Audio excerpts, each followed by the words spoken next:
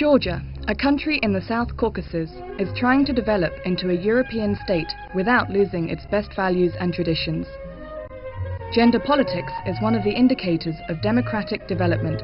For Georgia, it is also a history of dialogue with Europe.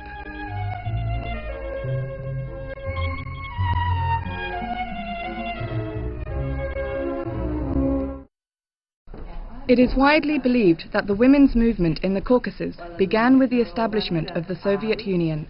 Leyla Gaprindashvili, a professor at Tbilisi State University, studied the origins of the women's movement in the South Caucasus and found answers in 19th century history. Tbilisi was a very interesting place in the 19th century. The entire Caucasus was intermingled here, the north and the south, Europe, and at the same time Russia. In the mid-19th century, the English couple John Stuart Mill and Harriet Taylor published a paper, The Liberation of Women, calling on European women to become independent. The idea quickly became popular throughout Europe. The first woman in Georgia to pick up this idea and seek like-minded supporters was Ekaterina Gabashvili. She is considered to be one of the first feminists.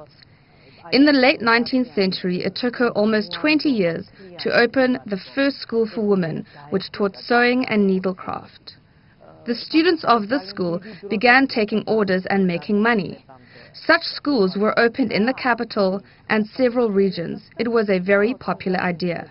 Their development was supported mainly by aristocratic circles who were familiar with all of the European ideas of that time, especially Anastasia Tumanishvili-Tsereteli and Ekaterina Melekashvili-Meschi. These women made a huge contribution to opening up education for women. This is why I do not concur that the Bolsheviks and the Marxists gave us education. Women's education in Georgia is a product of Georgian-European dialogue and the women's movement. Two European writers, the Austrian Nobel Peace Prize laureate Bertha Suttner and the English woman Marjorie Wardrop, had the strongest influence on the Georgian women's movement of the 19th century. The pacifist Bertha Suttner visited Georgia in 1879 at the invitation of Ekaterina Dadiani, Princess of Megrelia, and spent 9 years here together with her husband. Bertha Suttner was familiar with many of Georgia's distinguished public figures. At precisely the time of her visit, the media began a debate. Men accused women of neglecting their household chores, of getting too addicted to fashion, and of forgetting their traditional roles in the family. Georgian women responded that since an uneducated mother who is not recognized in society and does not have a profession cannot be a good teacher for her child. Women should receive a complete education and get involved in solving all of the issues relevant to society. Marjorie Wardrop, the sister of the English envoy to the Caucasus, was very popular in Georgia. She studied Georgian, translating and publishing, for the first time in Europe, the greatest poem of Shota Rustaveli, the poet and thinker of the 12th century Georgian Renaissance. Lions' whelps are equal, be they male or female. This phrase from The Knight in the Panther's Skin was admired by the British novelist. In her study, she noted that the idea of equality for women in Georgia was not new. After all, the idea should not have been strange for a state which flourished in the period when it was ruled by a woman, the legendary Queen Tamar. Both men and women admired the fact that Marjorie spoke Georgian.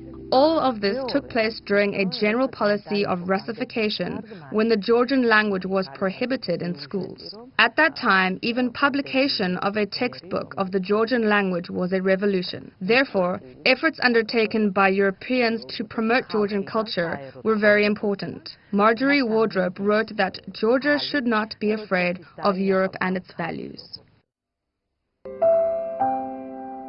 By the late 19th century, social democratic ideas became very popular in Georgia. Not only aristocrats joined the women's movement. Kato Mikeladze, the daughter of a famous Georgian journalist, was educated in Brussels in the late 19th century and returned to Georgia in 1910. She founded the first major movement of suffragists in Kutaisi, western Georgia. The newspaper, Voice of Georgia's Women, published translations of the most interesting European feminists. Its campaign was successful. 4% of the delegates in the first Parliament of Georgia elected in 1918 were women.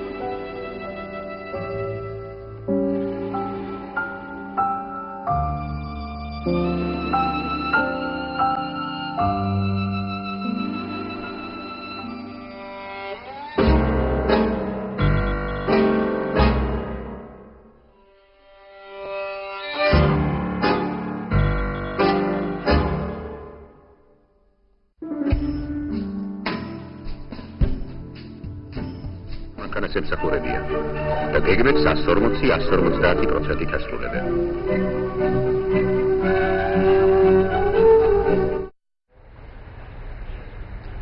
In the Soviet period, there was a street in the center of Tbilisi named after Clara Zetkin. In 1991, after Georgia regained its independence, this street and many others were renamed.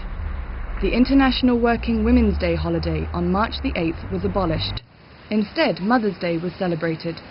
Only in 2002 was March the 8th restored as a public holiday.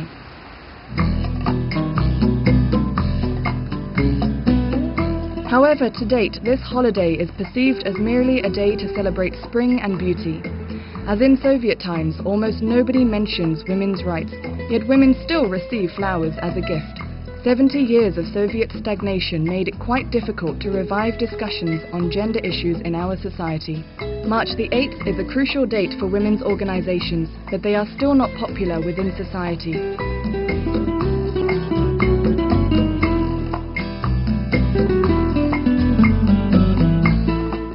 In the Soviet period, women's equality was a part of state policy, not a result of the evolution of the women's movement, but regarded as one of the achievements of the Bolshevik Revolution. Immediately after the collapse of the Soviet Union, the state lost its main function of chief ideologist. This function was divided among the media, schools, and institutions, as well as the church, whose influence is strengthening. In today's Georgia, only women's organizations fight for the increased political participation of women. All the rest, the media, political parties, and the family as a social institution, work in the opposite direction, trying to revive the traditional role of women. Rusudan Kurvalishvili came into politics from business. She chairs the Council on Gender Equality in the Parliament of Georgia. The council was established in 2009. The number of women in the current parliament is almost the same as in 1918, only 5%. Only 8 out of 150 members of parliament are women. I was raised in a communist society when a monument to a man and a woman with a hammer and sickle stood in front of the building of today's parliament. That woman and man really were absolutely equal. The crossed hammer and sickle signified that in closed society everything was all right concerning gender equality and freedom. They did not have any problems in this respect. Today, this Soviet ideology makes us smile and wonder where all the problems must have gone. We survived the 20-year period of conflict, but where is women's participation in their resolution? In the peace process, the same problems prevail all over the Caucasus region. Where are the women? Are our women not interested in the peace process? But this is not true. Men make decisions, as a result of which their own families, women, and children suffer. Unfortunately, this is the reality of the recent period in the Caucasus and throughout the world. One of the first achievements of the successful cooperation among non-governmental organizations and the Gender Council is the adoption of a law on gender equality by the Parliament of Georgia in 2010. Now we need to develop mechanisms for its implementation. Otherwise, equality will remain on paper. I think personally, and here most of the representatives of the NGO sector agree with me, that we should employ temporary special measures. For example, those parties who have the highest number of women nominated in the first 10 mandates during the inter-party elections should receive special recognition from society. If society is not interested in this, it is natural that women will not be well represented in the next parliament. The desire of women to go into politics often makes most of society smile, if not laugh. Does a woman not want to participate? Please. There are women. No, there are not. In fact, the number of women in politics is so small